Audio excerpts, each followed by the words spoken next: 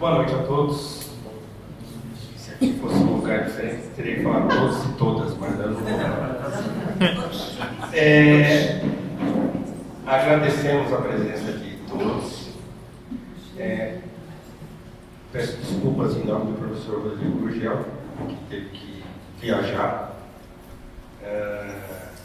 para Salvador e me incumbiu dessa tarefa de apresentar o palestrante de hoje, que para mim é uma honra, né? Não só um prazer, mas uma honra. Mas, antes, como de praxe, devemos apresentar o palestrante da próxima semana, né? É o Carlino Bogal. O Carlino Bogal está ali. Ele é um sujeito meio tímido assim, mas ele está ali. Ele está ali. Ele vai apresentar uma palestra. O Carlino é um grande escritor. Essa semana, amanhã, já assim, acorda cedinho, entra lá na internet e compra As Almas que se Quebram no Chão, primeiro romance de Carlino, absolutamente fenomenal. Aí semana que vem você já vem com um monte de perguntas, parece que vai durar a noite inteira. Então, compra o livro, olha lá, já está ali já a propaganda, está na mão do recebe. Não só o livro é bom, mas a capa também é bonita. Isso, tem um hangout do Carlino com o Nivaldo Correia, mas vocês não assistem para não estragar a palestra. Vejam depois que vocês vejam o hangout. Mas, olha, compre o livro do Carlino, é uma coisa sensacional. Não vou falar nada a respeito, para despertar a curiosidade de vossas senhorias. Bom. Só observação, Paulo. Eu vou fazer o possível para ter os exemplares à venda do dia. Sim. Esse é o arado. Então, ó, provavelmente teremos exemplares à venda aqui, tá? Então, ó, conversão, cristianismo e literatura. Será a palestra do Carlino. Imperdível, como todas as outras, exceto a minha, que poderia ter ficado. Bom, o nosso palestrante de hoje é o Euclídio Fonseca, que eu posso até dar um testemunho de 2 minutos, que eu conheci o Euclídio porque na minha graduação eu cismei de estudar Eric Fögling. E eu não sei por que eu cismei, acho que o nome me soa assim, uma coisa curiosa, Eric Fögling, acho que eu vou estudar esse negócio. Eu não sabia o que era. Alguém falou, um amigo comentou, e aí eu falei, pô, esse nome, então eu vou atrás. Eu fui atrás, acabei encontrando o Reflexões Autobiográficas, comprei e li numa noite, assim, várias noites lendo, fiquei alucinado.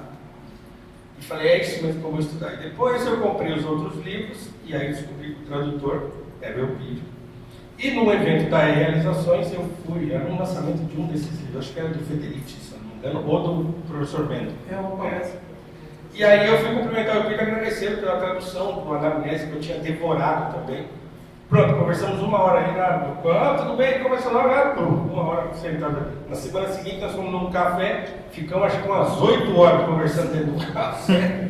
Então, esse é o Euclídio Fonseca, um grande amigo, um irmão para mim. E ele vai apresentar a palestra O Pontífice Oculto, Reflexões acerca da arte de traduzir. Euclídio fez nos deu esse presente de nos trazer os romenos. É claro que já tinham sido traduzidos, né, algumas coisas, do Noika,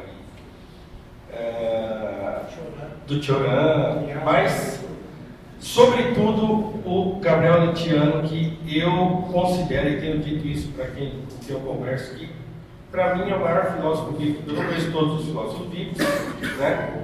É uma generalização, mas eu acho que não vou encontrar alguém com tamanha capacidade como o Gabriel Litiano. É um negócio impressionante. Ele é de Platão dos nossos dias. É impressionante como ele pega você pela mão num assunto super difícil assim, e a tradução do Euclídio também é uma coisa sensacional, e vocês verão isso no decorrer da palestra. Então, sem mais delongas, entrego o microfone ao Euclídio. Tenham todos uma boa palestra. Obrigado.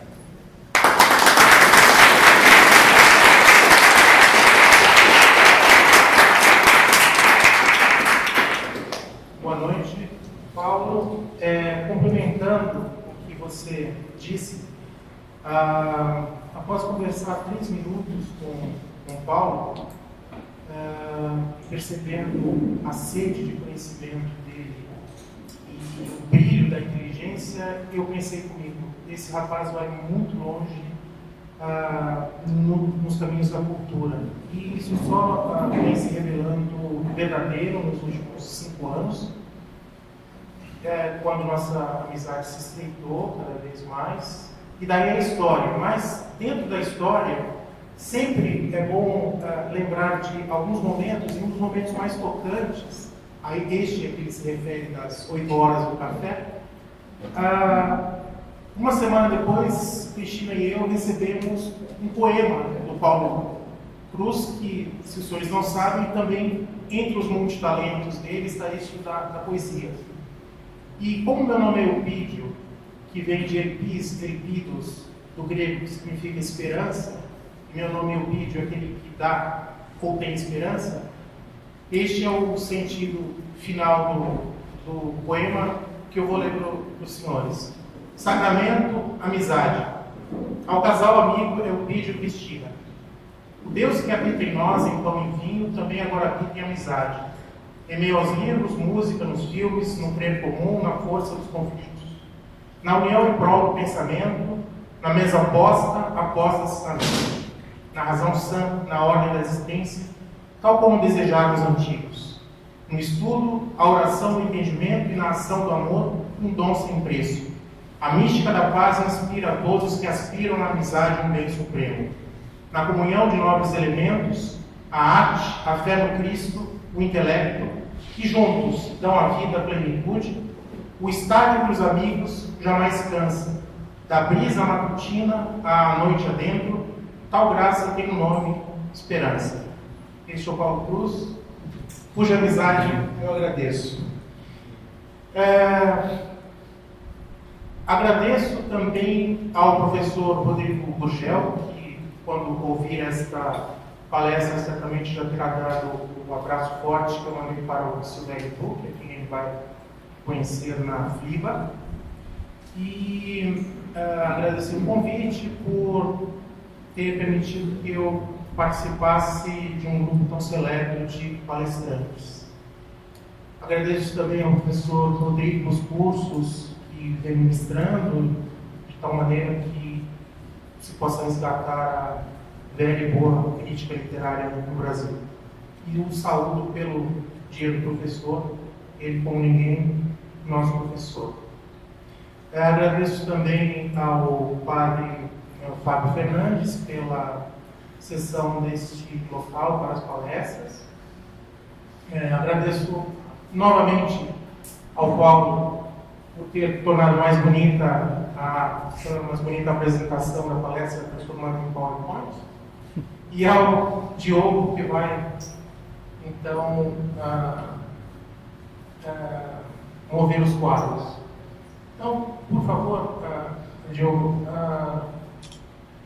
primeiro uma estrutura geral da palestra, de como vim parar na tradução, do pontífice oculto, o primeiro significado, das qualidades morais do tradutor, das qualidades técnicas do tradutor, das duas escolas de tradução, possibilidade de conciliá-las, das frases acerca do tradutor e da tradução, do pontífice oculto, segundo significado, dos bons tradutores, dos tradutores medíocres e dos maus tradutores, pior exemplo, o terceiro significado de pontífice oculto, quem é ele, exemplo de tradução de poesia, Silvério Duque. Seguinte, uma reflexão filosófica acerca da tradução, em carta de Gabriel Indiano a Pedro Cretzer, da ironia de Irado para Esquivesco, quando parar de traduzir.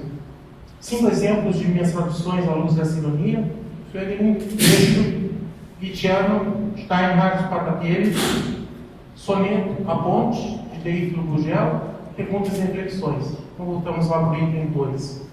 De como vim parar na tradução. Mais ou menos com 11, 12 anos de idade, aproximou-se de mim minha irmã, um ano mais velha, e me disse: olha, amanhã eu tenho prova de português e vão cair 2 pontos, verbo e análise sintática. Você não quer ler para mim e explicar? Eu disse: vou tentar. Era esta gramática ilustrada de Lebrun Barra André, Eu li, expliquei a ela, gostei da gramática, pedi emprestado. Em uma semana já tinha lido completamente. E perguntei se ela já não tinha outra gramática, que era ela tinha, do Carlos Henrique da Rocha Lima. E eu comecei a interessar-me pelos estudos da gramática. Fiquei muito feliz, porque 2 semanas depois eu soube que ela havia tirado 10 na prova. E eu, por minha vez, tinha descoberto um novo assunto. Na minha inocência de 11, 12 anos, eu perguntei ao meu pai, quem é este autor que é mencionado aqui, um tal de Sai Dali? E meu pai disse, não é Sai Dali, é Sai Dali. Foi um grande professor do Colégio Pedro II, um dos maiores filólogos da língua portuguesa. E ele tem 2 obras muito importantes, a gramática secundária da língua portuguesa e as dificuldades da língua portuguesa. Venha comigo que eu vou levar um sebo. Sebo? É sebo. Aí, meu pai me levou um sebo que já estava decadente na época, até ele disse, olha as consequências dos filhos que se entregam a MPBs. E eu vi literalmente o sebo do Gasô, no centro da cidade de São Paulo, na Praça da Sé, que eu acredito seja onde atualmente é a Secretaria da Unesp. E chegamos lá, as coisas caindo aos pedaços, o rapaz foi lá, trouxe a gramática, que eu mantenho até hoje, e eu comecei com esse interesse e percebi que havia necessidade não só da gramática, como também da leitura daqueles livros que estavam ali indicados. E meu pai prontamente ofereceu a biblioteca dele, ele tinha os clássicos Jackson de Figueiredo, 40 volumes, e foi a minha descoberta. Os Lusíadas de Camões, que logo se tornou minha leitura de cabeceira, as cartas selecionadas do Padre Vieira, seleções da Nova Floresta, e cada vez mais apaixonado pelo português e pelos autores portugueses, pela leitura, pedindo sempre ao meu pai para comprar gramáticas e livros em sebos, até o momento em que eu pensei, poxa, mas eu preciso aumentar meu vocabulário, e simplesmente procurando as palavras no dicionário e lendo, eu não vou ter como fixar isso. Aí eu inventei um método que eu uso até hoje, que é o seguinte, quando alguém quiser aprofundar ou enriquecer o vocabulário, pegar um bom autor, brasileiro ou português, e fazer uma leitura, fazer 3 vezes a leitura do livro. A primeira, colocando as palavras na ordem que elas aparecem, como glossário. A segunda, lendo esse glossário pronto. E a terceira, tentando ler sem recorrer a esse glossário. O tempo foi passando, eu me interessei por línguas, fiz um curso técnico de tradução e interpretação no Mackenzie, por causa do português, que me agradava muito.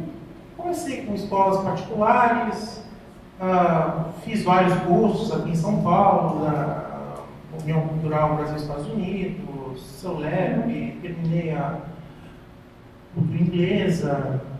Nesse tempo, pela leitura do Padre Vieira, me veio o interesse de aprender latim. Daí eu consegui, através de um amigo de meu pai, que ministrasse aulas para mim, o Dom Bernardo, um monge beneditino, que, sabendo da minha dificuldade financeira, me cobrava, na época, equivalente a um passe de ônibus. E sempre interessado no português, que me acabou levando para o direito, porque quando eu tinha meus 16 anos, caiu nas minhas mãos a réplica do Rui Barbosa, em que ele trata da redação do Código Civil. E eu, observando aquelas regras muito sensatas, eu perguntei ao meu pai do que se tratava aqui, e ele disse.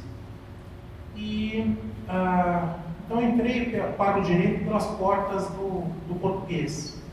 E ao longo da faculdade fui estudando, continuando os meus estudos, também de línguas, estudei alemão,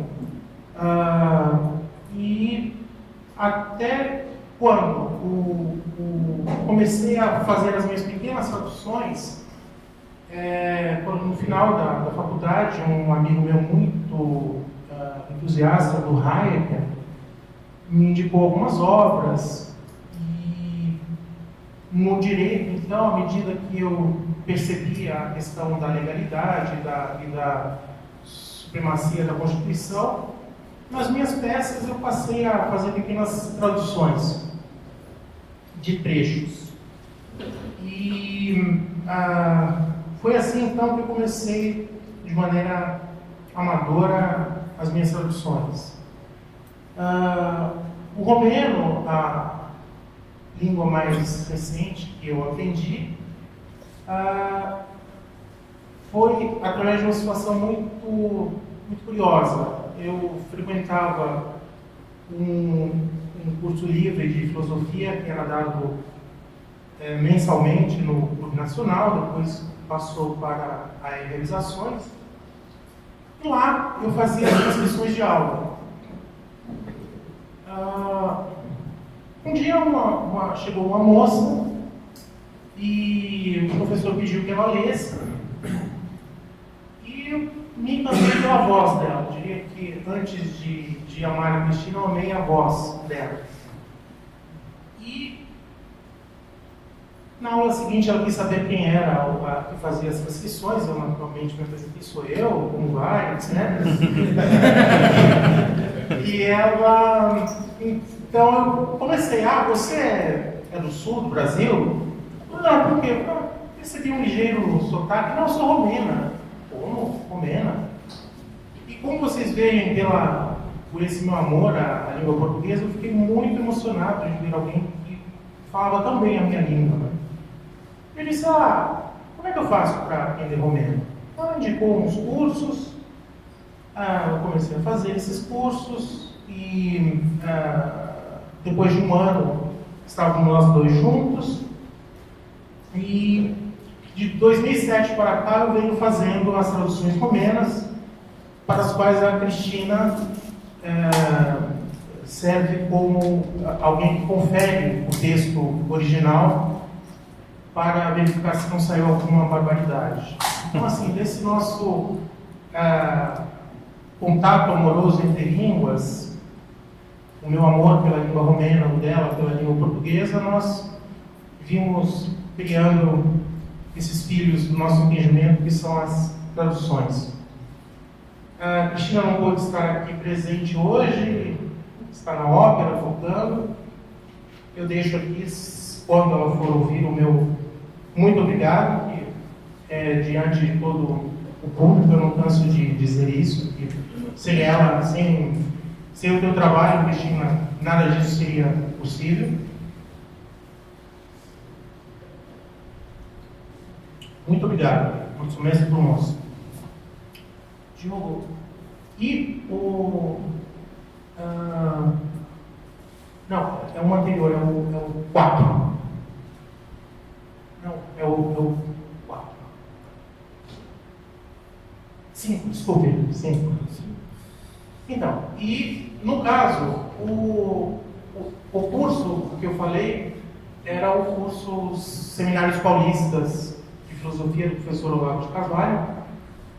E na primeira tradução que eu fiz do romeno, por indicação de um livro feito por ele, eu fiz essa pequena homenagem que eu repito aqui, 10 anos depois.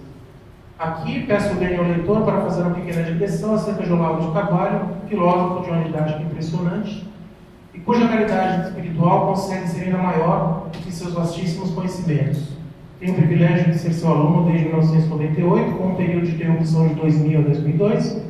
Poderia perguntar quantos de nós, da geração de pessoas de hoje 50 anos para baixo, teriam sem ensinamentos de Olavo de Carvalho sabido da existência de Érico Febril, Mário Ferreira dos Santos, Javier Zumiri, Pedro da Fonseca, Constantino Noica, Luciano Blaga, Pedro Tsutsia, Nicolai Steinhardt, Eric Weil, Victor Frankl, Eugen Rosenstock-Lucy, Alois Dempf, Leopoldo Florent, Paulo Friedlander, Edward Mayer, Frederick Coplestone, Eugene Pernoud, Jean Dumont, Northrop Frye, Keith Worth-Shuttle, Wolfgang Smith, Louis Lavelle, Richard Wurmbrand, Irmã Miriam Joseph, Mortimer Adler, precisa diminuir um pouco.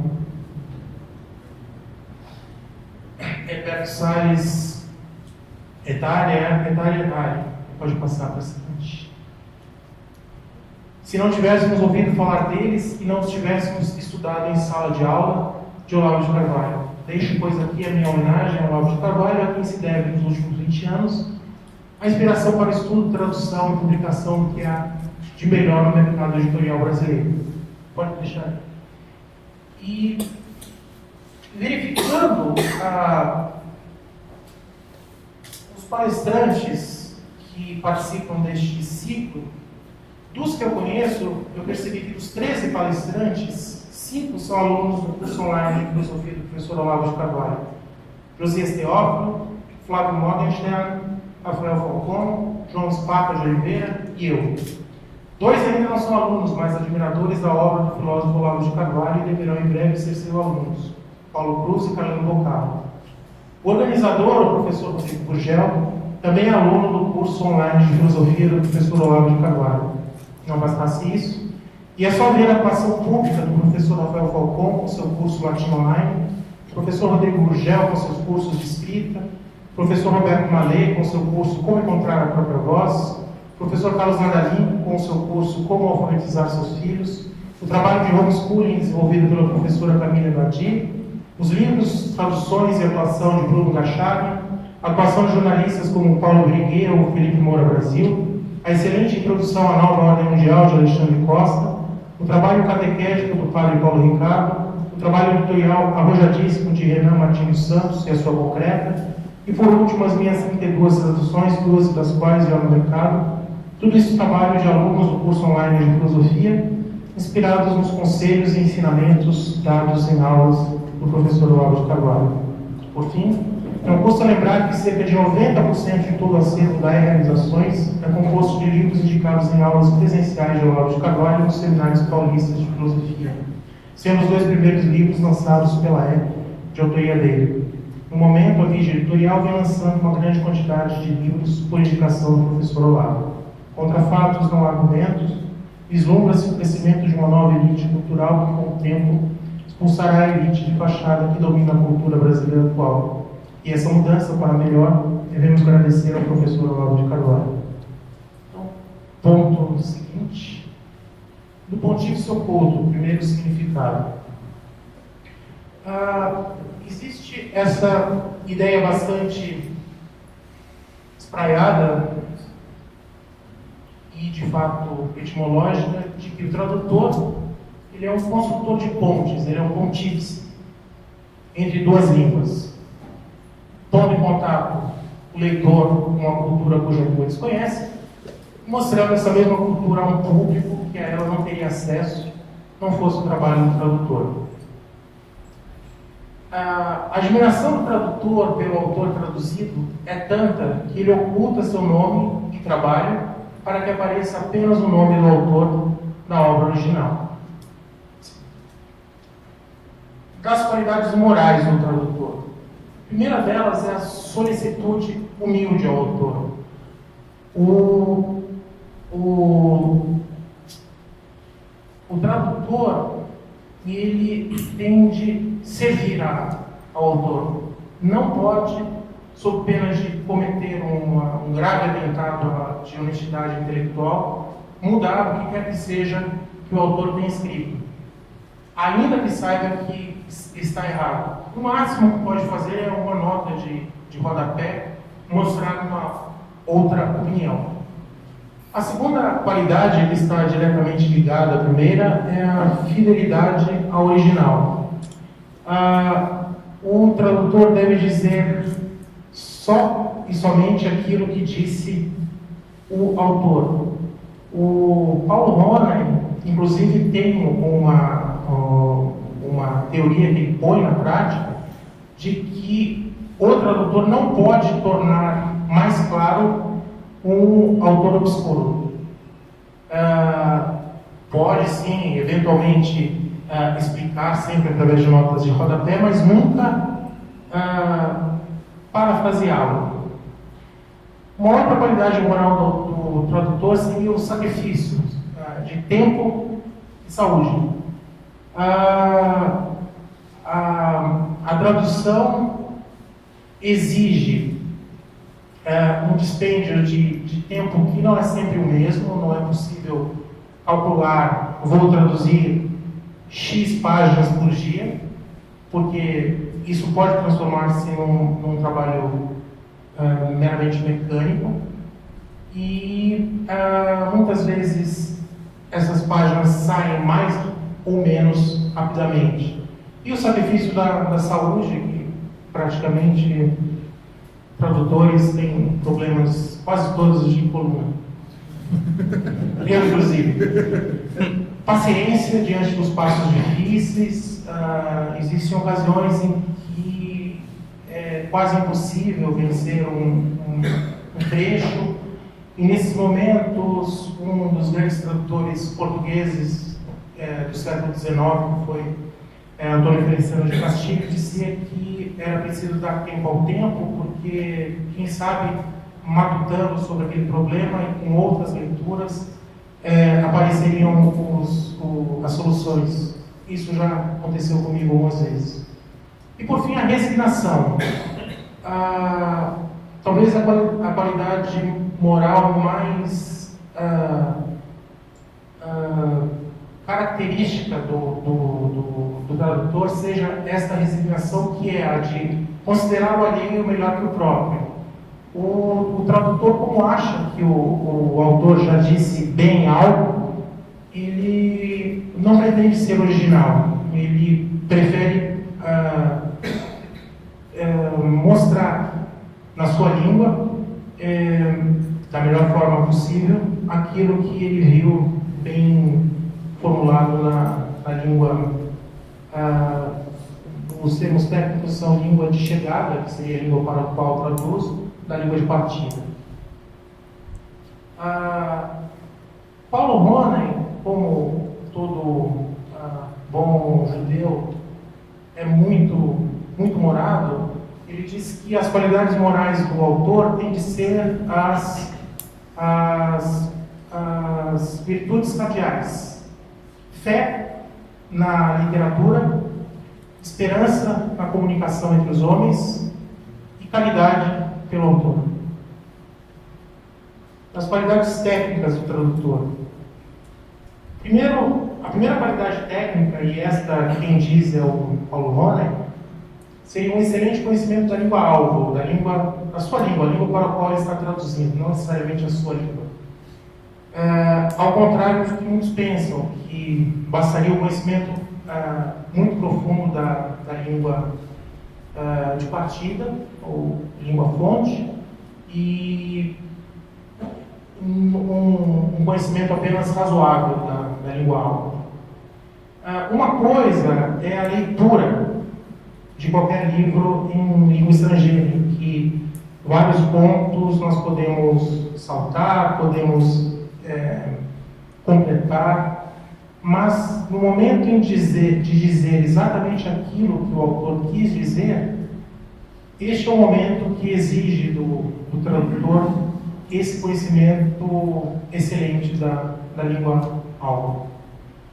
Bom conhecimento da língua-fonte. Disciplina. O conhecimento da língua-fonte vai a ponto de permitir que o autor, conhecendo uma língua-fonte intermediária, faça uma tradução de uma língua que ele desconhece.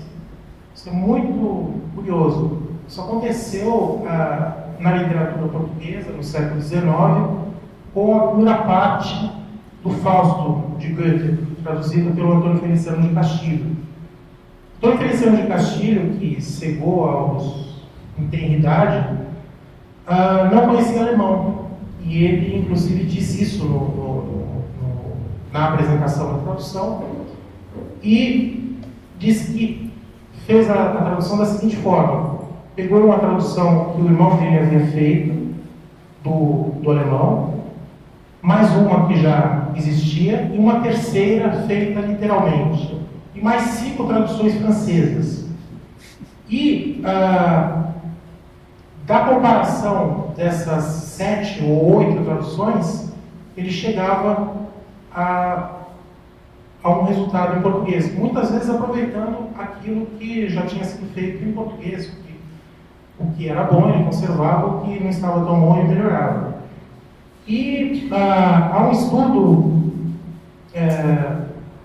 feito acerca especificamente dessa tradução em 2013, Antônio Feliciano de Castilho, tradutor do Fausto, em que o autor chega ao ponto de dizer que essa tradução da primeira parte não fica nada a dever à tradução do João Barreto, que foi feita mais recentemente em Portugal. João Barreto, um grande tradutor de alemão para o português, porque o João Barreto teve esse período de 100 anos posterior a Antônio Feliciano de Castilho, e ele faz o contraste entre o original, a tradução, e os ganhos e perdas das duas traduções, e chega à conclusão de que, estilisticamente falando, a tradução do Antônio Feliciano de Castilho é melhor, embora ela tenha algumas peculiaridades que não vem ao caso agora discutir.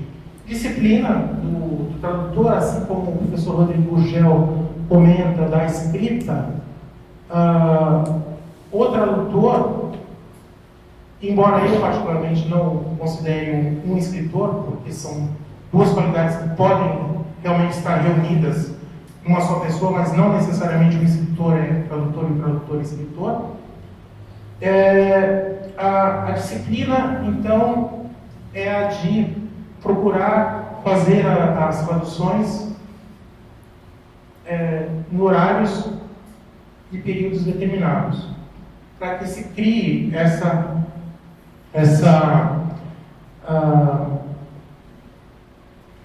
facilidade mesmo. Eu já tive experiência de passar 1 mês, 2 meses de férias sem traduzir, e na hora de voltar como se as faculdades mentais estivessem precisando de exercícios. O estudo geral, porque tudo vale para esse ofício do tradutor, todo e qualquer conhecimento que ele tenha é aproveitado. E o bom senso sempre na hora de verificar o sentido, principalmente nas questões dos falsos cognatos, de ver um sentido que seria impossível na tradução entre aqueles vários oferecidos pelo dicionário. Então, esta é uma qualidade técnica importante do tradutor. Das duas escolas de tradução, possibilidade de conciliá-las, existem 2 escolas de tradução representadas no Brasil, respectivamente por José Paulo Paes, que era químico de profissão, e por Paulo Ronen, que é o grande brasileiro, é um homem a quem eu devo, embora não tenha conhecido, mas o meu primeiro curso de latim foi feito através do Gravos Primos. Paulo Ronen era judeu-húngaro, esteve preso durante 6 meses em Auschwitz, conseguiu fugir, foi para Portugal, depois veio para o Brasil, e aqui teve a graça de ser amigo, de conhecer e ficar amigo de ninguém mais do que Aurélio Buarque de Holanda, que o considerava o seu maior amigo. E Paulo Ronen, quando, para o meu gosto, não fosse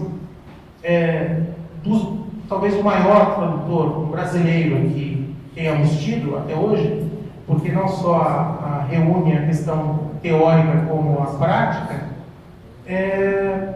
ele fez uma obra que é considerada pela Academia Francesa o que há de melhor no estrangeiro, que é a tradução e coordenação de traduções da comédia humana, publicada na década de 40, e são 17 tomos bastante volumosos, e segundo eles, se fossem em tomos normais, seriam 50. Só isso já granjearia para o Paulo Ronen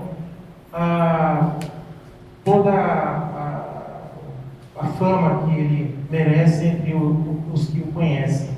E foi um dos primeiros aqui no Brasil a tratar das questões teóricas da tradução, porque é muito importante que quem cuide da questão teórica da tradução seja também um tradutor, porque a primeira falácia que é cometida pelos chamados tradutólogos é dizer que a tradução é impossível.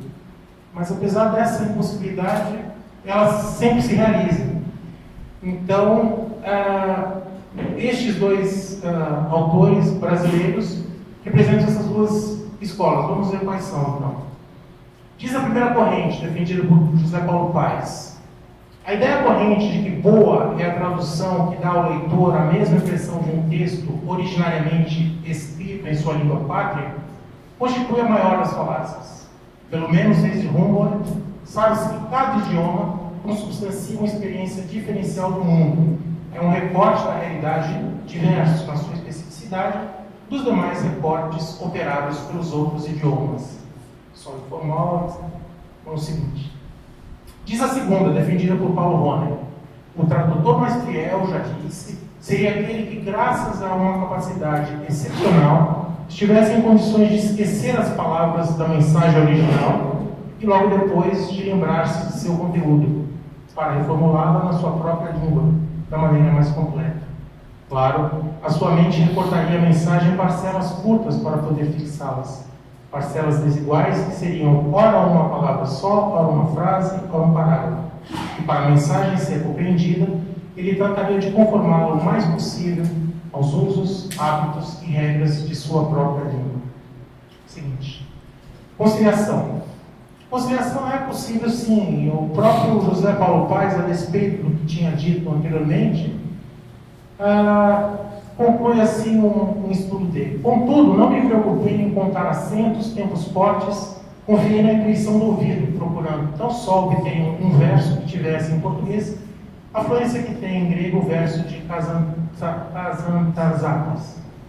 Então, essa questão do estranhamento, eu me filio à teoria do Paulo Rohner, sempre deixo isso expresso. Embora respeite muito o posicionamento do José Paulo Paes, que é dos grandes tradutores brasileiros também. E, em muitas ocasiões, de fato, a situação do estranhamento é uma maneira de chamar a atenção do leitor para um modo de ver que é comum na língua fonte, mas não é comum na língua alvo. Então, eu diria que é bem possível essa conciliação e nenhuma das duas posições consegue sustentar-se por si própria. Das frases acerca do tradutor e da tradução. A mais famosa delas, tradutor e tradutor. Quem pode colocar assim? Traduzir é conviver. Traduzir é a maneira mais atenta de ler. Pois somos escravos e trabalhadores na lavoura de outrem. Lavramos a vinha, mas o vinho pertence ao proprietário. Se às vezes o solo é maligno, podemos estar certos de sermos castigados. Se é fértil e o nosso trabalho dá resultado, não nos agradecem, pois o leitor arrogante dirá: o pobre escravo confia o seu dever. Traduzir é como dançar na corda bamba de pés acorrentados. Tradutores são alfoviteiros que nos elogiam a beldade meio velada como altamente digna de amor e que excitam em nós uma curiosidade irresistível para conhecermos o original. Tradução é o avesso de uma tapeçaria. Maestro que rege composições alheias. Fotógrafo que de um quadro de museu tira uma foto colorida. Não, senhor. Traduzir poesia é empalhar os raios do sol. Alguém responde José Paulo Paes: a regra básica da arte de empalhar raios solares é não abusar muito do formol. O tradutor é um contrabandista de cavalos. Os tradutores podem ser considerados os modestos construtores do Ocidente. José Paulo Paes sempre responde: no Ocidente não, do mundo todo. Do pontífice oculto, segundo significado. Aqui é o significado inverso do primeiro. Se no primeiro sentido o próprio tradutor se oculta em homenagem ao autor do original, nesse segundo sentido, o leitor, ao referir-se a uma tradução, oralmente ou por escrito, omite o nome do tradutor, como se a obra se tivesse traduzido sozinha para o português. Lá, o respeito, a humildade do tradutor diante do autor. Aqui, o desprezo, o descaso do leitor diante do tradutor, omitindo o nome. Dos bons tradutores, dos tradutores medíocres e dos maus tradutores, o pior exemplo. Os 3 primeiros exemplos do Paulo Roney, as frases anteriores todas eu citei do Paulo Roney, tradução vivida. Paulo Roney elenca os 3 tipos, e eu elenco o pior deles. Segundo Paulo Roney, são maus tradutores os que julgam saber traduzir só porque sabem ler uma língua estrangeira. Trabalham sem dicionários e sem escrúpulos e entregam o trabalho em tempo recorde. São tradutores medíocres os que não têm desconfiança das armadilhas por trás dos falsos amigos ou falsos cognatos. Veem actually ou perna, respectivamente, num texto inglês e num texto romeno, e se dão pressa em traduzir por atualmente e perna, em vez de, na verdade, e travesseiro. Veem library e correm para traduzir por livraria, em vez de biblioteca. Veem a procurar e já traduzem por procurar, em vez de obter. Excelente guia para livrar-se dos falsos cognatos ingleses é o guia prático da tradução inglesa, edições anteriores a 2007, de Agenor Soares dos Santos, publicado pela Publis. Por que eu digo isso? O Agenor Soares dos Santos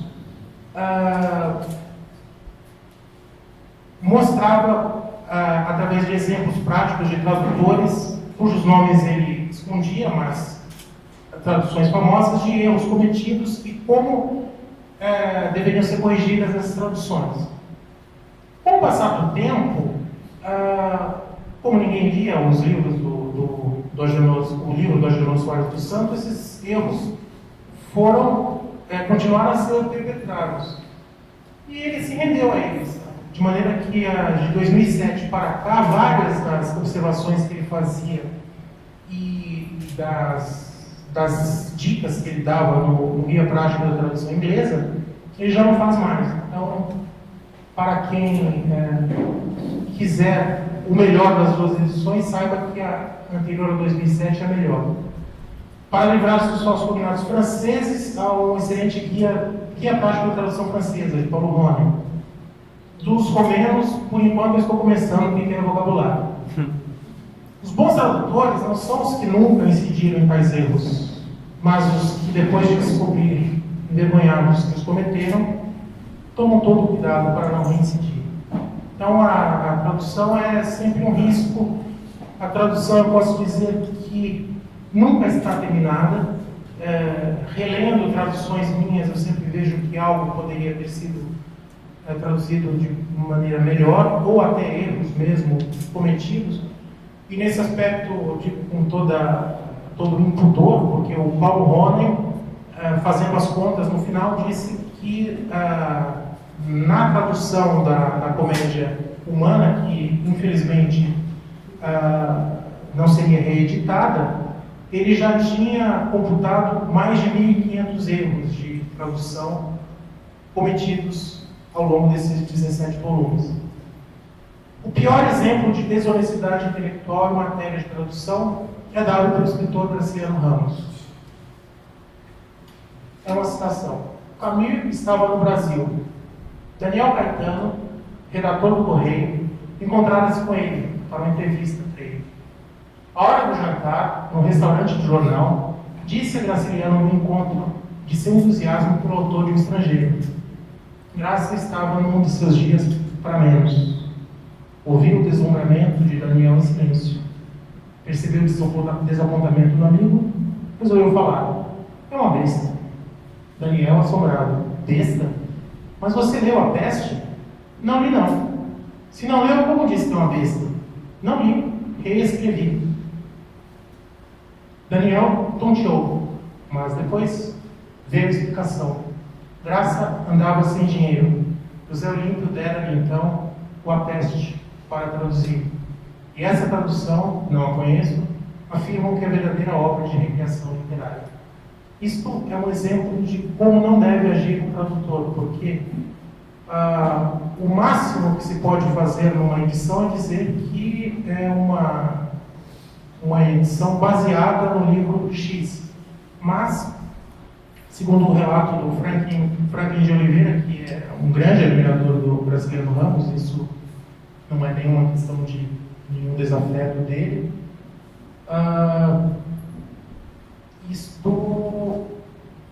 ele violou a principal regra, que é a de servir ao autor. Na verdade, ele serviu-se do autor para poder escrever isto.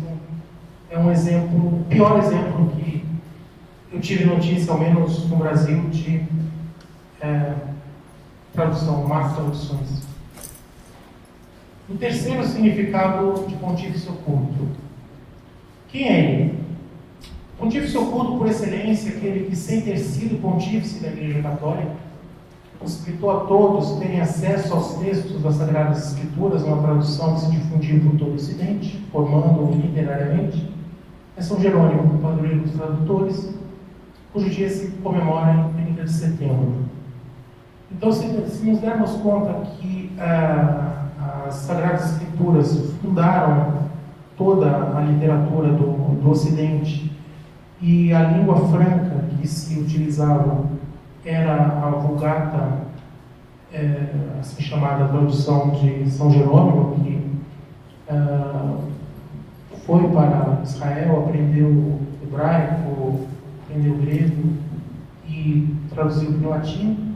Nós podemos nos dar conta de como esse homem realmente fez, e muito bem, e de maneira praticamente ignorada, esta ponte entre o mundo antigo e o moderno. Quem é ele, né? A São Jerônimo devemos a pedra de toque de toda e qualquer tradução. Regra geral que sempre deverá guiar qualquer tradutor em seu ofício. Tal princípio, São Jerônimo o expressa na Epístola 57 a Bamako, do melhor método de tradução, lembrada por Valéry Larmot, em Sobre a Vocação de São Jerônimo, ensaio sobre a arte técnica de tradução, tradução João Angélica de Thiago Lamelo, com traduções do grego e do latim João Ângelo Oliva. Ego enim non solum facem, sed libera voce profiteor me in interpretatione leporum absque scripturis sanctis, ubi et verborum ordum mysterium est, non verbum e verbo, sed sensum exprimere descenso. Eu, na verdade, não apenas confesso, mas com voz independente professo, na tradução dos gregos, com exceção das Sagradas Escrituras, onde a ordem das palavras é também um mistério, traduzir não palavra por palavra, mas sentido por sentido. E antes de traduzirem, conviria aos tradutores recorrer a São Jerônimo, através desta oração em que ele se dirigia a Deus, e que o Valéry Larmot, adaptando, e eu também, pedimos a sua intercessão.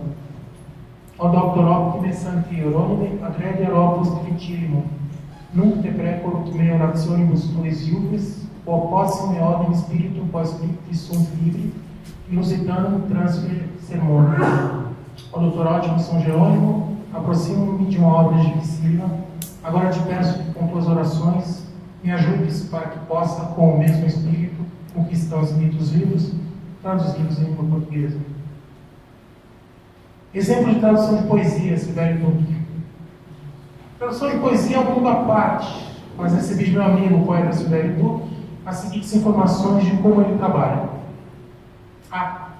Poesia é música, portanto, ele precisa ouvir a declamação do original. É o caso, o Silvério Duque não conhece romeno. Ele fez uma série de traduções muitíssimo bem feitas do romeno dessa forma. Então ele pedia para que a Cristina mandasse uma gravação para ele declamando o poema original romeno. Daí ele, imbuído dessa música do original, ele tenta reproduzir em português e reescrevendo a poesia com o máximo de aproximação do original.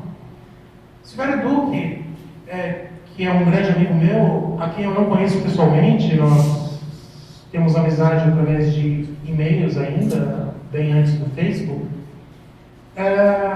me ajudou traduzindo 3 poemas no diário que são mencionados no Diário de Platiniche, do Gabriel Litiano, que eu não sei quando será lançado, está com realizações já há uns 5 anos.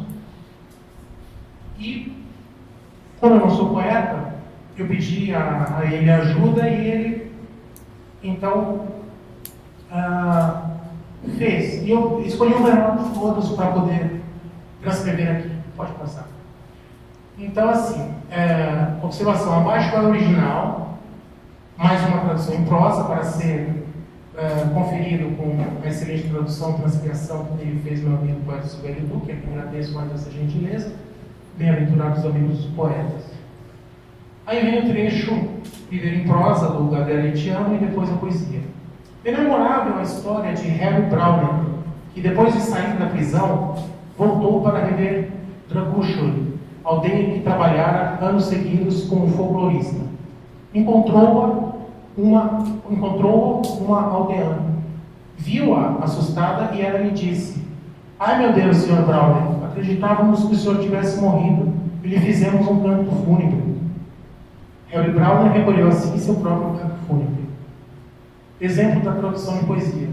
Silvério Duque. Então, primeiro trecho no original. Amaflat de Prindetini, chai morit in garte spine no garte flori, chai morit in pisoli. Aí vem a tradução. Ficamos sabendo pelos vizinhos que morreste no alambrado de espinhos, no alambrado de flores, pois morreste em prisões. Então, novamente, o original. Amaflat de Prindetini, chai morit in garte spine no garte flori, chai morit in pisoli. De tua morte, teus grilhões, nós soubemos por vizinhos que sem flores nas prisões tu morreste entre os espinhos. Uma reflexão filosófica acerca da tradução em carta de Gabriel Litiano a Pedro Kretzer. Uma carta a Pedro Kretzer que Gabriel Litiano escreveu logo após a publicação de O Diário de Platiniche encontram-se as seguintes reflexões filosóficas acerca da tradução. Muito mais tarde, quando me disseste que não terias podido traduzir melhor do que eu o mito do amor de Fedro, veio-me à lembrança aquela madrugada inicial, em que se me revelara pela primeira vez o mistério do estado dividido das línguas e o milagre da tradução como reparação, reiterada ao infinito, do logos paradisíaco.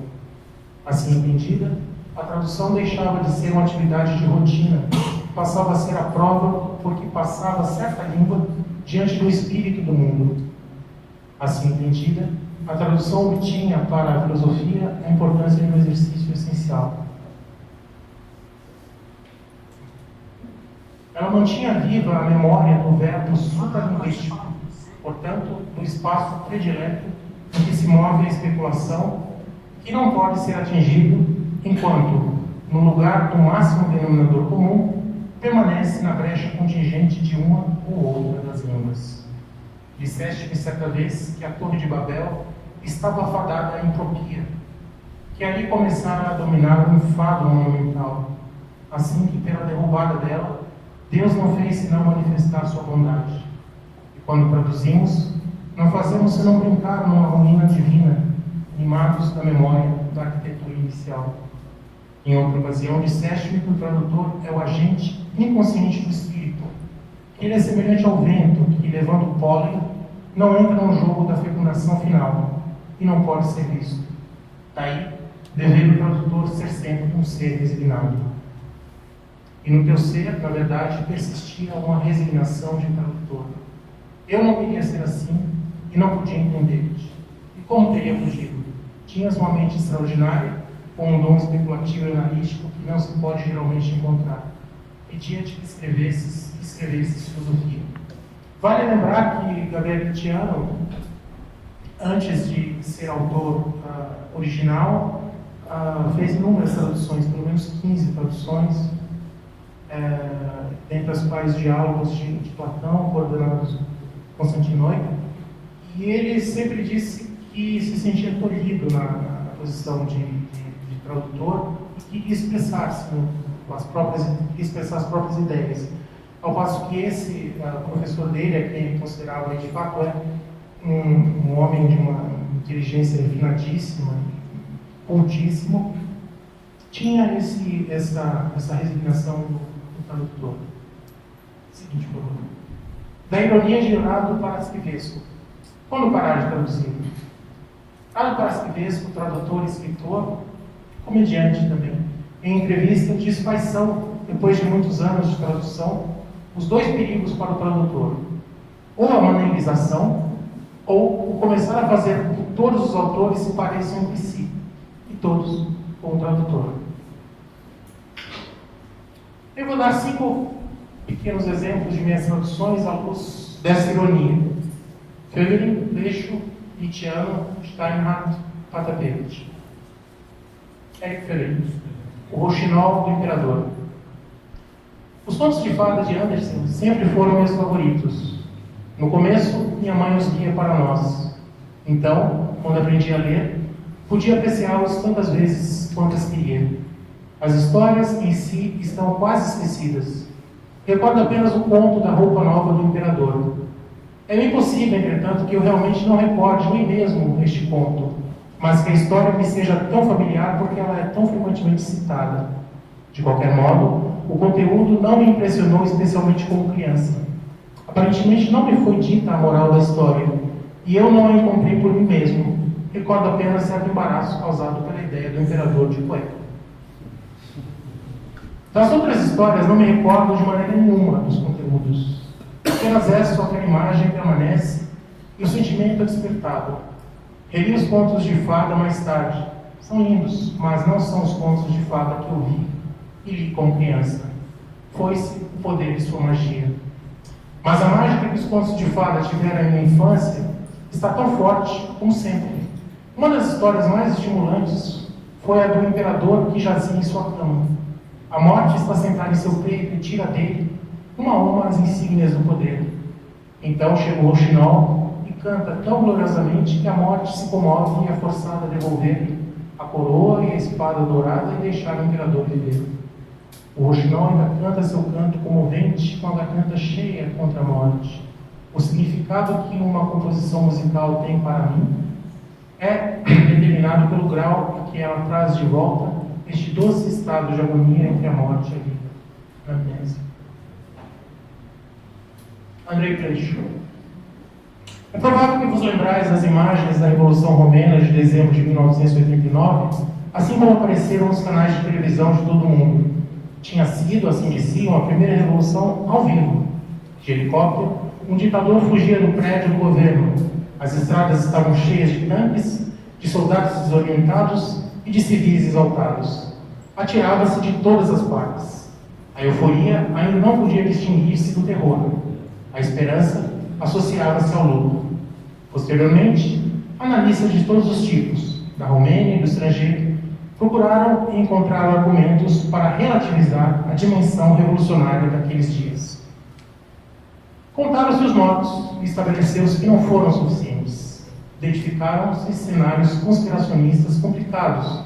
Falou-se de um golpe de Estado comunista, de uma manobra soviética sutil, ou americana, ou soviéto-americana, ou, como não, judaico-maçônica. A Romênia parecia ter cometido um embuste de grandes proporções.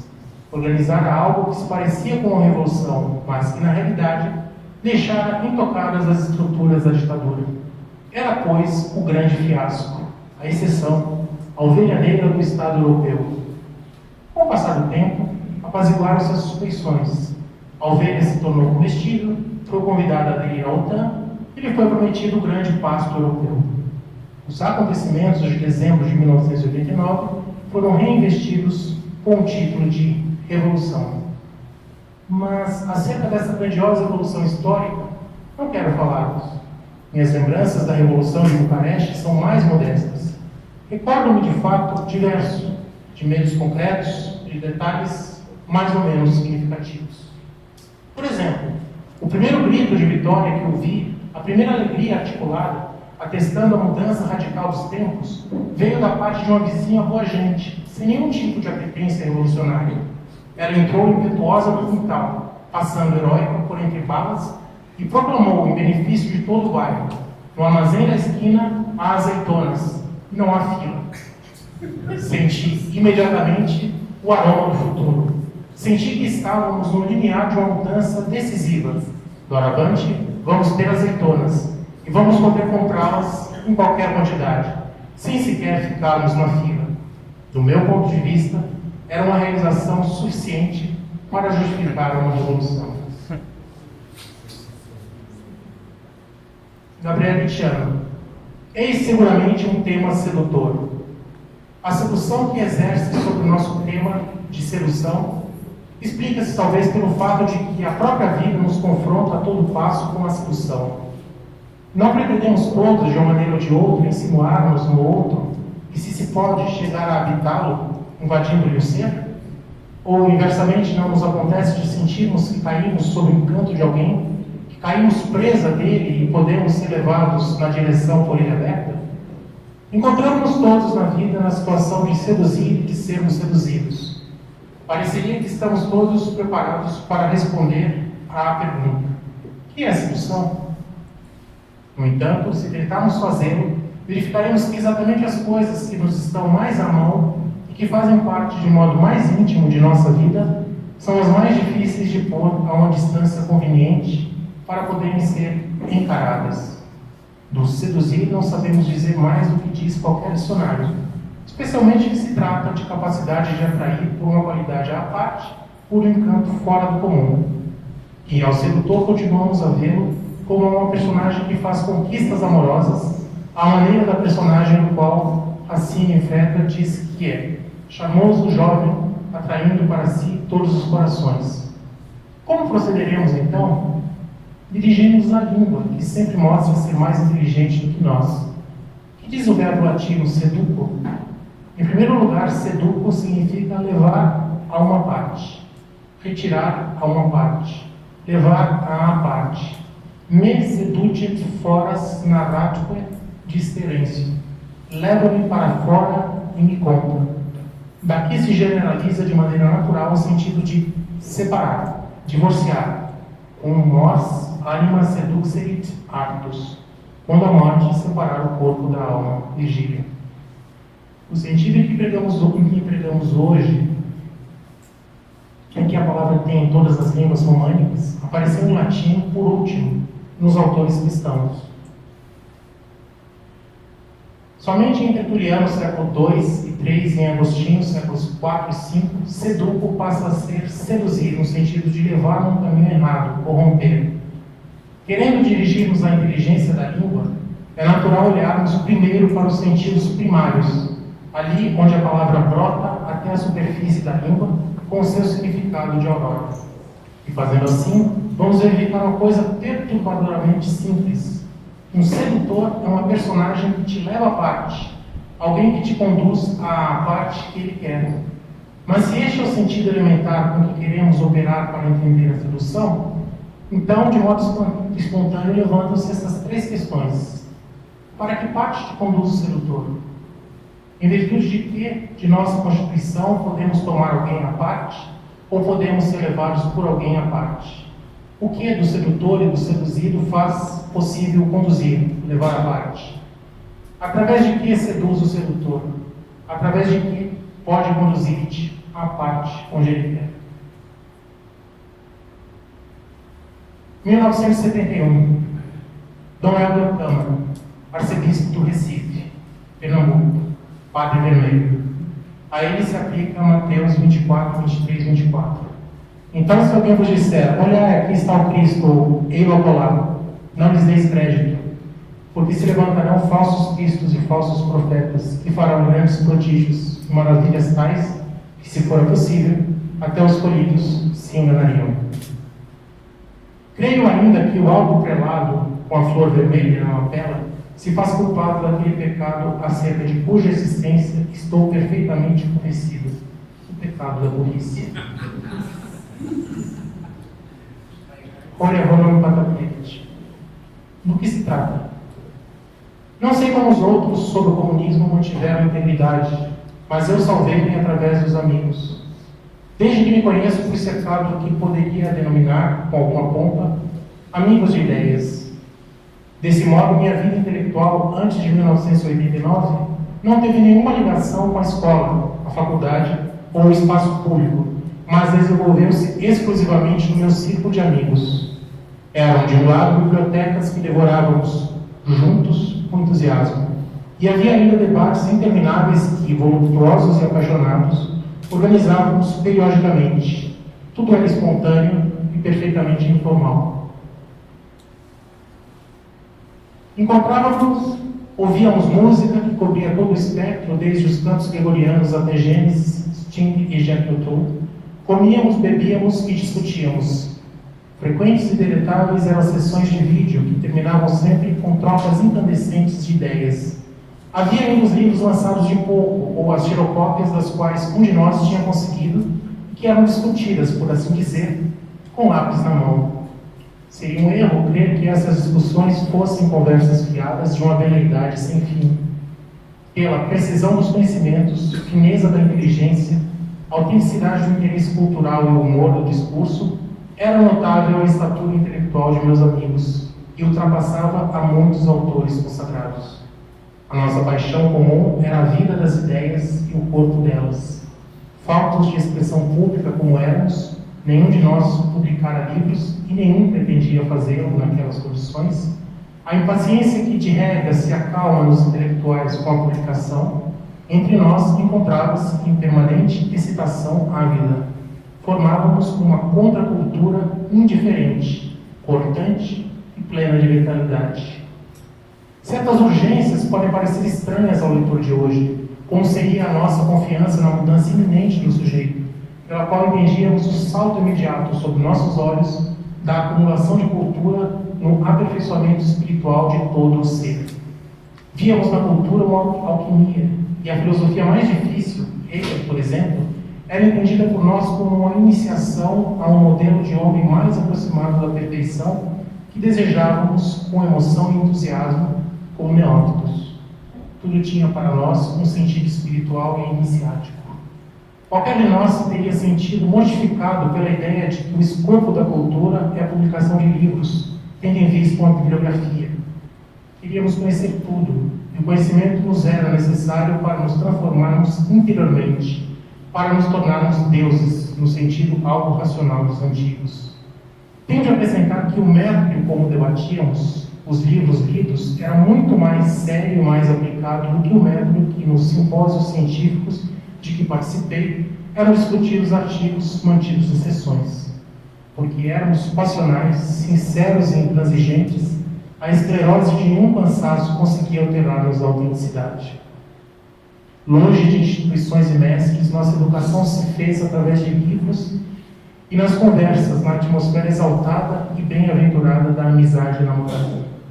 Desde 1986, juntamente com Dragoš Marinescu, Dan Vanier e Dima Bicleano, vindo depois, organizei em minha casa em Mosheva seminários mensais com temas fixados com antecedência, que duraram 2 anos e meio, e do nosso ponto de vista representaram o apogeu do que se podia fazer de melhor e mais profissional na fórmula dada sobre o comunismo. Um dos debates foi dedicado à noção de destino. Falei da anfibolia enigmática, mas preciso, do destino pessoal.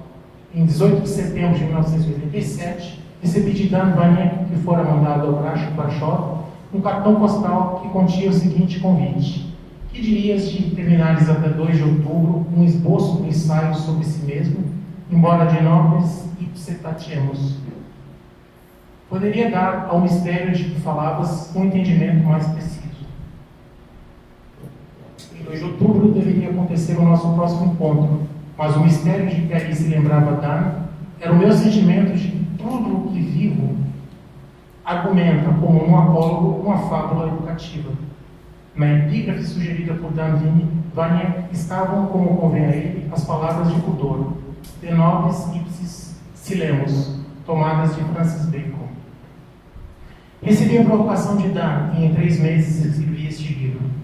Ele é típico de uma atmosfera em que se formou parte de minha geração. A procura do original e o sentimento de que vivemos entre cópias, a iminência de uma mudança histórica que acarretará a modificação da natureza humana, a recusa do espaço público e o desprezo pela política oficial, a inflação das ideias religiosas e sentido da vida, o papel eminente atribuído à cultura, tudo isso admite provavelmente uma formulação mais sintética. Usemos na cultura todas as esperanças que os homens das sociedades normais também põem ao lado da cultura, na religião, na economia e na política. Não menos, Voo contra a Flecha é essencialmente uma resposta, parte de um diálogo apaixonado e enamorado de que os feitos, de que o leitor de hoje já não tem diante de si senão a pegada. Escrevi este livro e estava apaixonado pela inteligência, pelo conhecimento e pela vida, porque amava meus amigos. Sem este amor, alguns de meus livros, que não foram escritos para serem publicados, não teriam sido nunca escritos, porque não foi pequeno esforço material de escrevê-lo. Nessa época, eu trabalhava no laboratório de uma fábrica que se acha na cintura química de Bucareste, Comuna Cancelo. Meu turno começava às 6h30 da manhã e eu levava 1 hora de viagem baldeando em 2 ônibus infernais. Eram absorventes as coisas do serviço. Somente na viagem de volta, no ônibus, é que eu podia pensar o que escreveria em casa. Nesse momento, gratujava na folha de uma agenda o plano de trabalho da noite. Chegando a casa, comia algo rapidamente, depois, com um café ao lado e cigarros à disposição, sentava-me diante da máquina de escrever e compunha como em transe, sem pausa, até por volta das 22 horas, quando desabava, esfaqueado pelo cansaço do dia.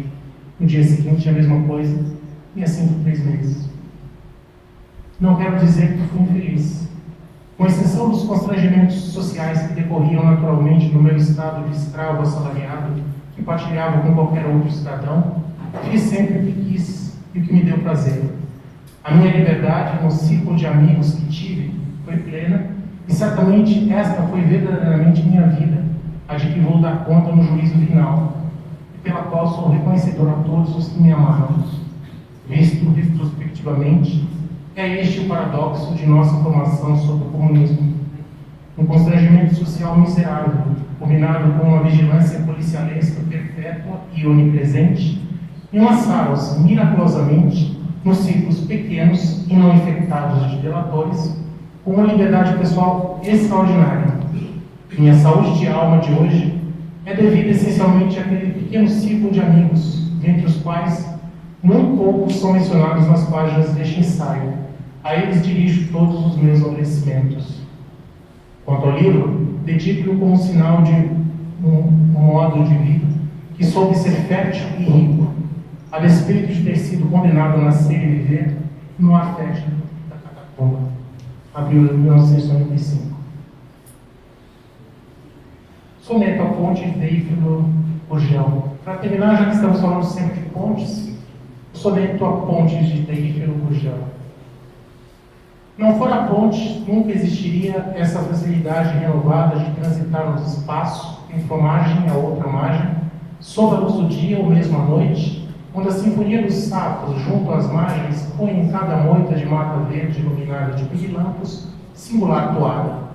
A ponte é a solução dos ribeirinhos e forasteiros, quando se dispõem a atravessar as águas sob a lua. Todos passam na ponte, que é caminho por onde passam sonhos e ambições. Só a ponte não passa, continua. Sugestões de leitura: Paulo Rona, José Paulo Paes, Valéry Lapô, Paulo Henrique Brito, Ortega Gasset. Específicas sobre tradução: São Jerônimo, as epístolas, especificamente a Palmáquimo, General Soares de Souza, blogs, Não Gosto de Plágio, de Denise Botman, Esboço, Rascunhos e Ensaios, do William Campos da Cruz, que está aqui hoje, E mais as seguintes recomendações essenciais de leitura: Camões, Lusíadas, Padre Antônio Vieira, os Sermões, Padre Manuel Bernardes, Nova Floresta, Alexandre Pulano, Letras e Narrativas, e Camilo Castelo Branco, tudo que se puder ler. E é isso, por favor.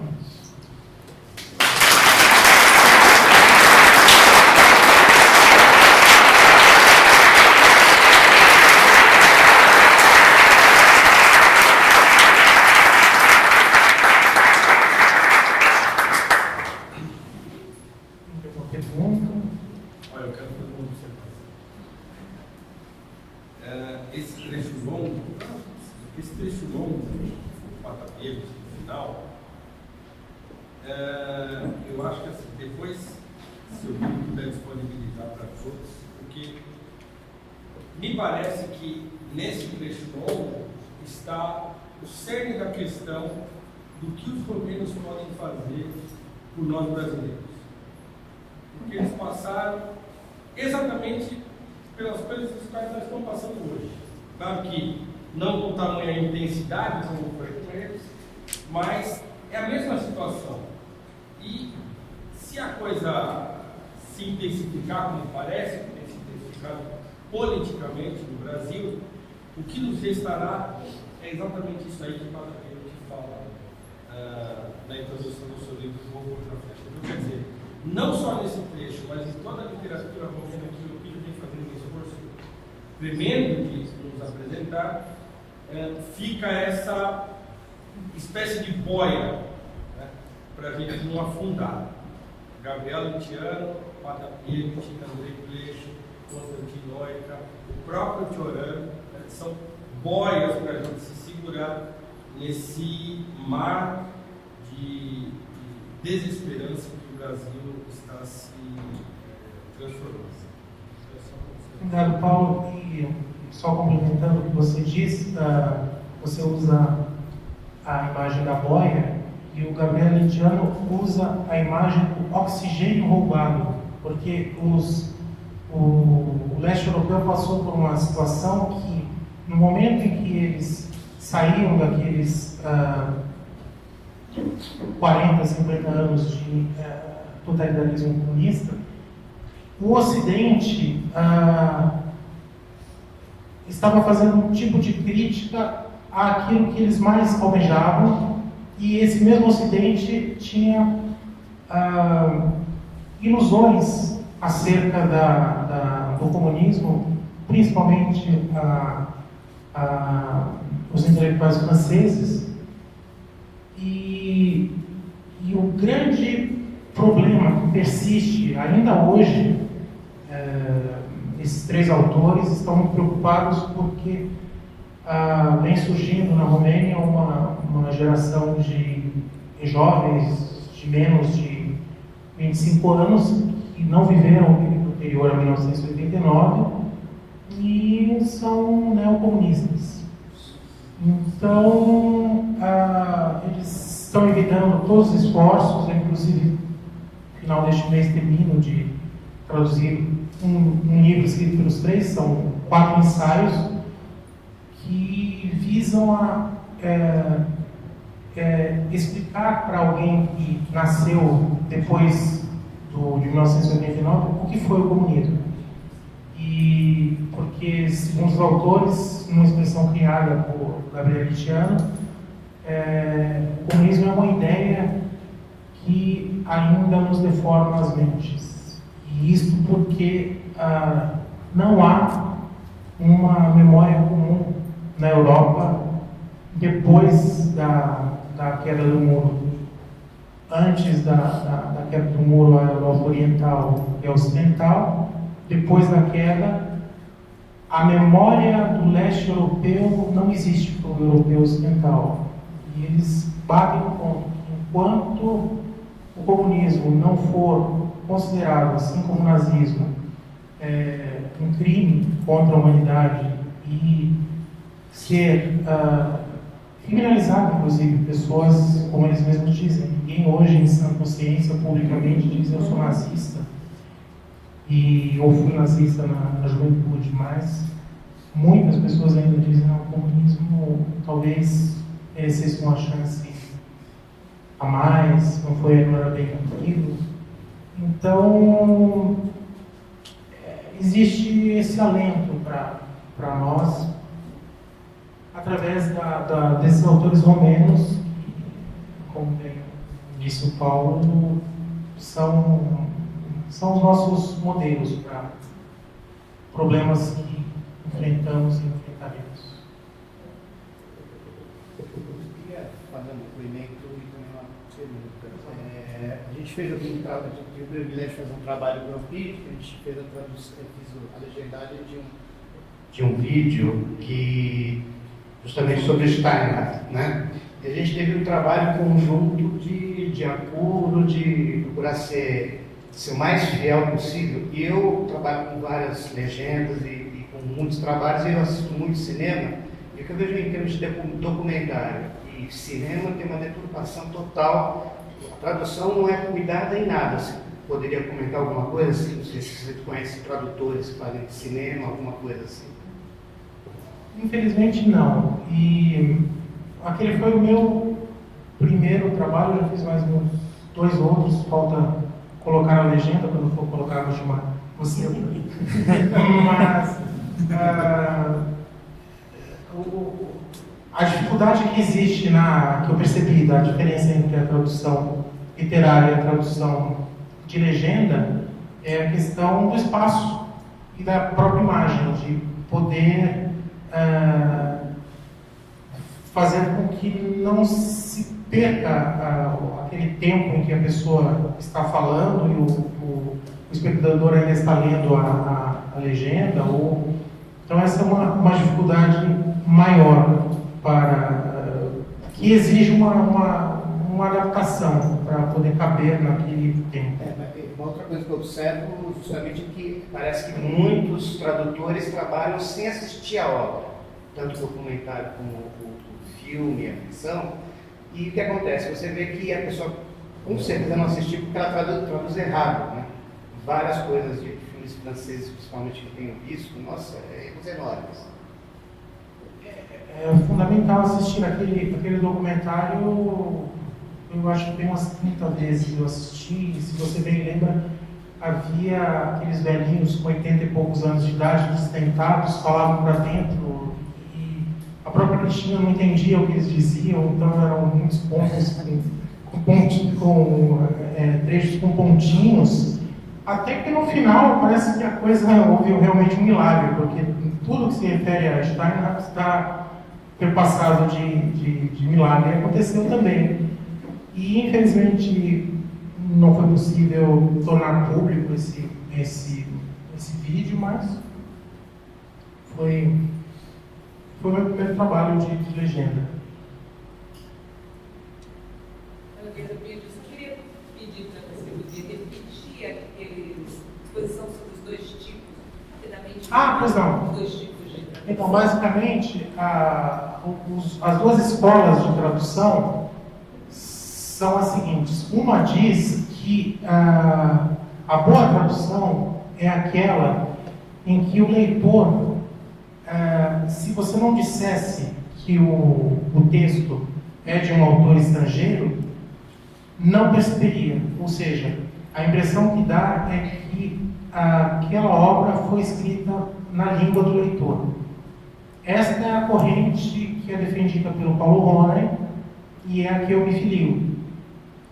A segunda corrente diz que não, que pelo contrário, o leitor tem que perceber sim que aquele livro não foi escrito originariamente na língua em que ele está lendo, e isto através de artifícios de trazer expressões próprias da língua da qual se está traduzindo para a língua que o leitor está lendo. Basicamente é isso, em linhas gerais. Claro, como eu enfatizei anteriormente, nenhuma dessas 2 correntes é pura. Sempre vão se encontrar influências de uma na outra, com preponderância de uma ou de outra. Senhor, expliquei?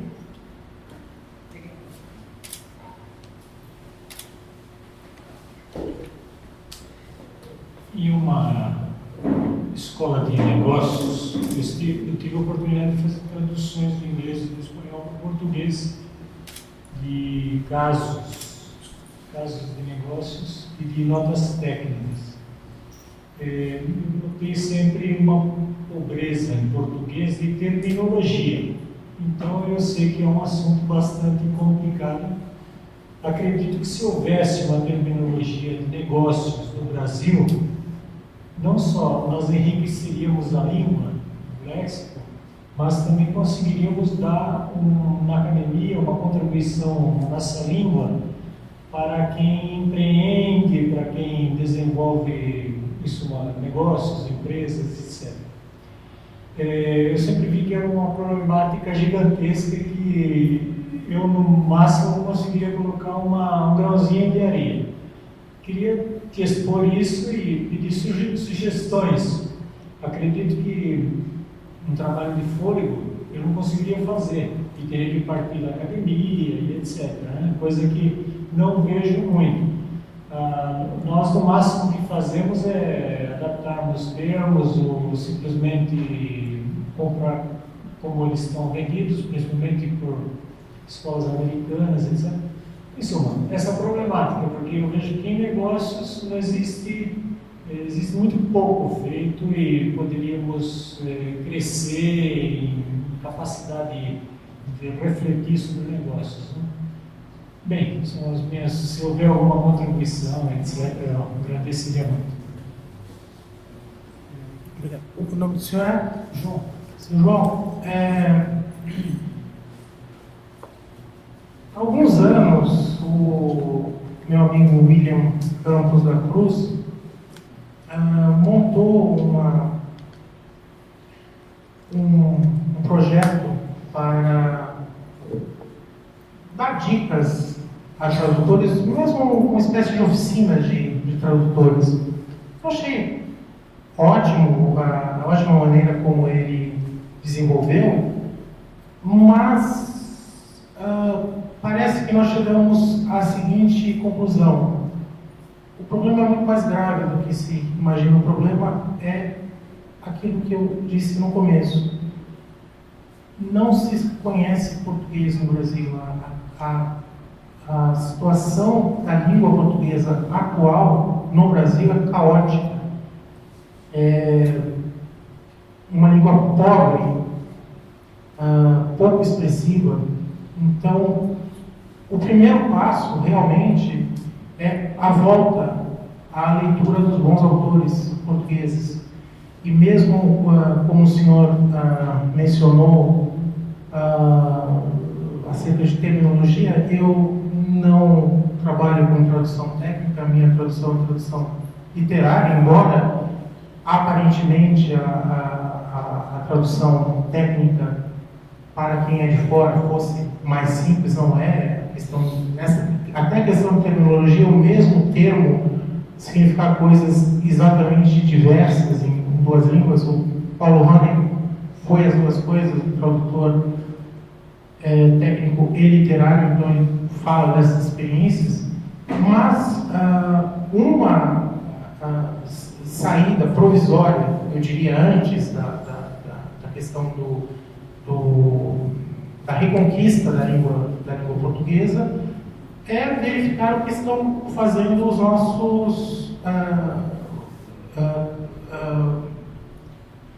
nossos patrícios lusitanos, né? Porque a situação da língua portuguesa em Portugal, é possível verificar isso até mesmo pela música popular, é bem superior.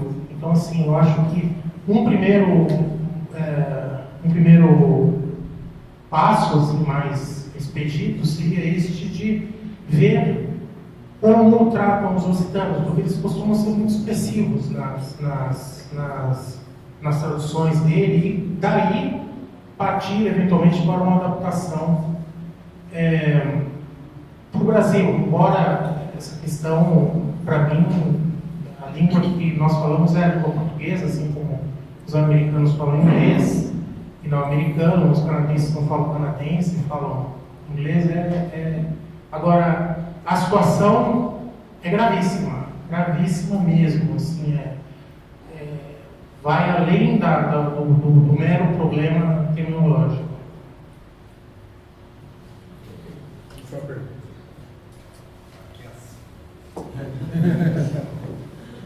Parabéns em primeiro lugar. Eu venho trabalhando há bastante tempo com essa questão de como a gente vai enxergar a realidade através da língua. E percebo, assim, sobretudo como estudo alemão, eu percebo que a Alemanha é um país que sofre exatamente do que você está dizendo de uma maneira invertida. Ela não era um país, né, até o século XIX. É um país hoje apenas através da língua, porque você não consegue ver uma unidade na Alemanha de norte a sul, de leste a oeste de maneira nenhuma, né? Você consegue ver que eles falam uma língua razoavelmente comum, apesar do alemão ter mais diferença de um lado para o outro do que o português e o espanhol. Só que eles têm uma visão comum, que foi sobretudo por causa da tradução do Lutero da Bíblia, né?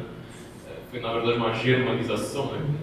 Verdeutschung, que você vai ter uma forma de ser alemão que é justamente usar a língua alemã. E no português, acho que é exatamente o que você está dizendo, nós perdemos, eu vou discordar um pouco de você, eu acho que a gente fala uma língua brasileira mesmo, a gente perdeu o contato com Portugal, que é uma coisa que a Argentina não tem em relação com a Espanha, por exemplo. No argentino e espanhol eles conseguem se entender, eu não consigo entender o português de maneira nenhuma, eu preciso realmente de tradução, assim, de legenda enquanto ele está falando. E acho que é justamente por causa desse substrato, esses conceitos que a gente foi perdendo e a meu ver, uma questão assim, de presentificação, assim, você transforma tudo em presente. O Brasil ele está preocupado apenas com o presente, com a coisa mais próxima dele, não tem nenhuma relação com o passado, com nada. Essas próprias duas teorias de tradução deixam isso muito claro. A Alemanha foi formada com tradução, foi formada com a tradução da Bíblia, que já é uma tradução de 3 línguas, e o Brasil ele está começando a saber o que é tradução hoje. As traduções do original do russo, do romeno, etc., elas apareceram há menos de 20 anos, pelo menos. Né? Muitas eram traduções do francês ou no máximo do inglês antes, eram sempre traduções de terceira mão. A meu ver, essa questão que você está levantando é justamente que a gente poderia repensar o Brasil através de traduções, repensar o que a gente quer através de traduções, porque os alemães eles conseguiram isso. O Humboldt, que você citou ali, quer dizer, na verdade uma citação ao Humboldt, ele fala justamente isso, né? A Alemanha ela tinha conceitos que as outras línguas, o alemão, né? A língua alemã tinha conceitos que as outras línguas não tiveram, por isso eles foram uma nação de tradutores. Os franceses foram o contrário, né? Eles tentaram afrancesar as outras línguas, acabaram nunca dando certo, nunca fazendo grandes traduções. E a língua portuguesa é uma língua extremamente poderosa, mais até do que o alemão em alguns aspectos, pelo menos, né? Por exemplo, a nossa questão de terceiro estar. Acho que a filosofia do Heidegger inteira seria completamente diferente se ele só soubesse o que é ser estar. Mas ele está lá tão preocupado em falar de ser, de essência, de sei lá mais o que, ficar diferenciando um do outro, que ele gasta ser o tempo inteiro para falar, olha, existe ser estar. É sério, boa parte do ser tempo, assim, 80% você resolve com verbo em português.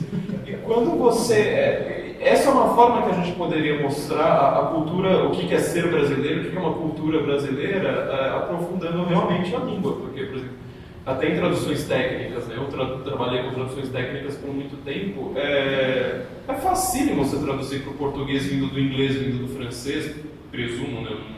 Não trabalho com francês, porque na verdade assim, o que falta realmente é só alguns vocabulários, tipo, vocabulário que é terrível para a gente traduzir, accountability e leverage. Os dois se inventam lá qualquer coisa, ou então deixa até no original e explica, nota de rodapé e acabou. Agora as outras questões elas são fáceis de serem traduzidas em português, então eu acho que através das traduções a gente poderia revitalizar a língua do jeito que você está pedindo, só que eu não consigo ver essa relação com Portugal. Português de Portugal, para mim, é outra língua que só é escrita da mesma forma. Eu, pelo menos, não entendo dessa forma. Não sei qual que é a visão do senhor. Boa noite. Então, assim, a questão da tradução, da literatura através da tradução, foi algo que houve também no começo do século XIX em Portugal, porque até então havia o que eles chamavam das belas e fiéis, né? Eram feitas adaptações à moda de traduções. E dois grandes estudiosos e práticos disso, mas um principalmente, foi o Antônio Feliciano de Castilho, porque ele, inclusive, queria que as traduções passassem a integrar a literatura portuguesa. Então, por exemplo, a tradução que ele fez das Metamorfoses, então, passava a ser as Metamorfoses em língua portuguesa, então passaria a integrar a literatura portuguesa. Então, esta ideia da formação da língua através da tradução foi uma ideia que preocupou muito e que levou a grandes traduções do Antônio Feliciano de Castilho, infelizmente desconhecidas. Sim, a questão realmente, eu não sei, do ponto de vista técnico, o português de Portugal e do Brasil são o mesmo. É como diferenças regionais aqui do Rio Grande do Sul ou do Amazonas, uma ou outra, a questão das gírias, mas a linguagem que eu diria literária, né, esta é comum e perfeitamente compreensível, com as suas variantes, que ora são brasileiras, ora são portuguesas. Inclusive essa questão do infinitivo, estou a fazer, é algo novo em Portugal, porque o português camuniano ele usa gerúndio. Então, assim, são variantes. Mas, enfim, né? Uma longa discussão. Obrigado a todos pela presença e uma boa noite.